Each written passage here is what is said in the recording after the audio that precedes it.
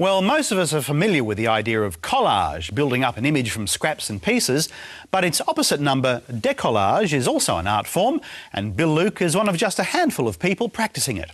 A former sign writer and businessman, Bill, in his artistic retirement, has never been busier, or for that matter, happier. We join Bill on one of his nocturnal forays through Melbourne's streets.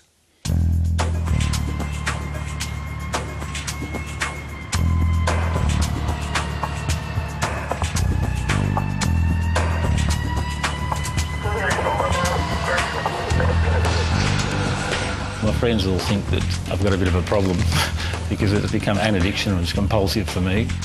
Lots of type, lots of colour, a little bit of Melbourne's history. We've got a bit of graffiti, we've got distorted type, lots of colour. It's party time. And you're out in the streets seeing a lot of action, a lot of interesting people. It's probably the most exciting part of the job. It's probably the physically most demanding, but it's what I do. So on here is probably 2 years of weekly bill posting.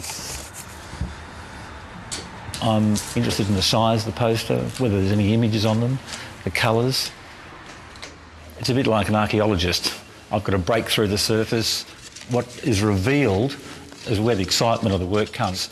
It's invigorating, and you have to be young like me to do it. If you're too young, you don't want to do it. If you're too old, you can't do it. And if you're just the right age, like I am, it's great fun.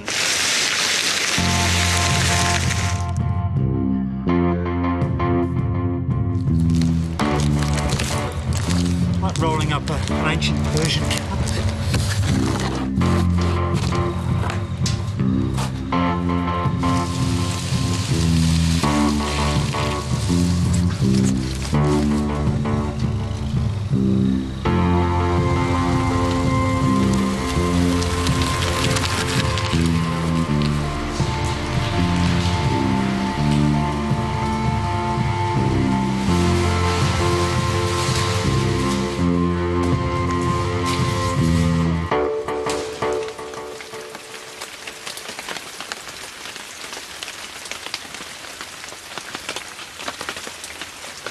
The studio space is highly organised. I'm a highly organised person.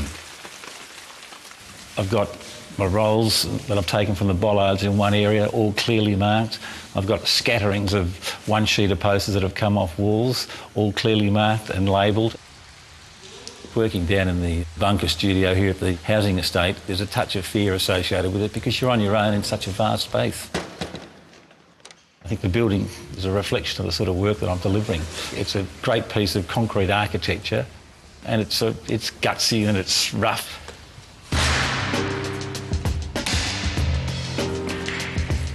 This is a moment of reckoning now. This is when we try to find out by excavating the layers as to whether there's any type or illustrations in the layers underneath the painted surface.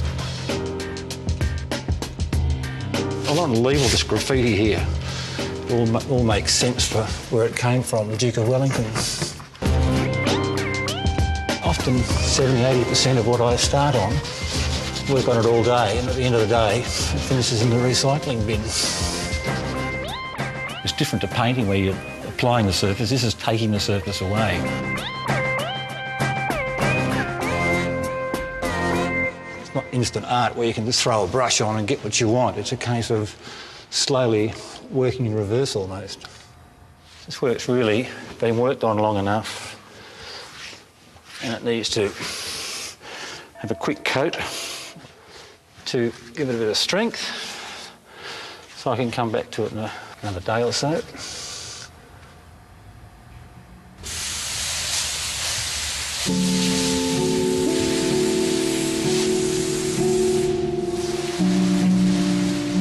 The process of composition is probably the most difficult thing to achieve when you're working in reverse mode because you don't start off with an idea, you break through the surface and the composition develops in the process.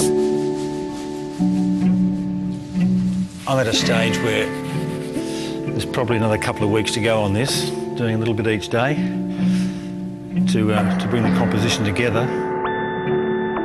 My career in the art world started as an apprentice signwriter.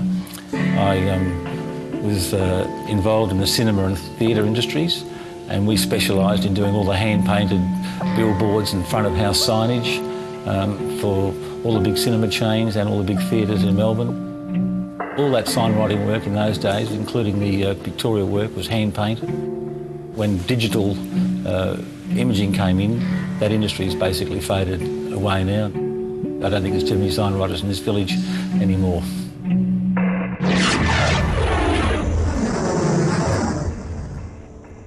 I turned at the ripe old age of 60, and at that point in time it was time to retire, and I really have always had art ideas and wanting to make things. Being the client, having serviced clients for so many years, I thought it was important I do something for myself because time was beginning to run out.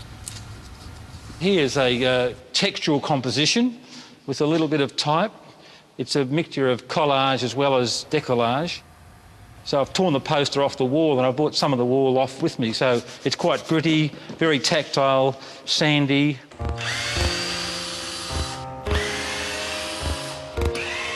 The works are kind of, you know, they're not precious. They're all about life. They're about life's experiences.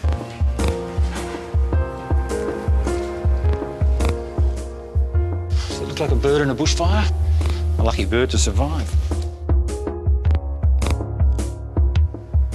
As I do the works from start to finish, I take a photograph of them fairly early and I put in information that becomes relevant to me and to the works as I go on.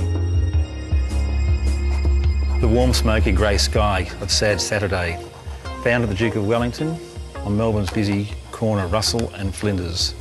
A reminder of a bad Victorian weekend, bushfires and the lucky birds that escaped, bad luck and sorrow, the ground dwellers.